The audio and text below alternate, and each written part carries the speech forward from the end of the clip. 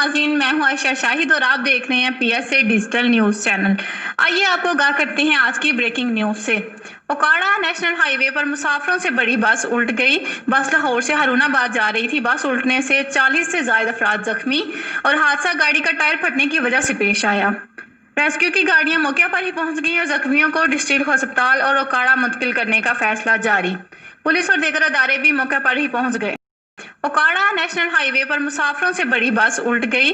बस लाहौर से हरूनाबाद जा रही थी। बस उल्टने से 40 से ज्यादा अफराद जख्मी और हादसा गाड़ी का टायर फटने की वजह से पेश आया।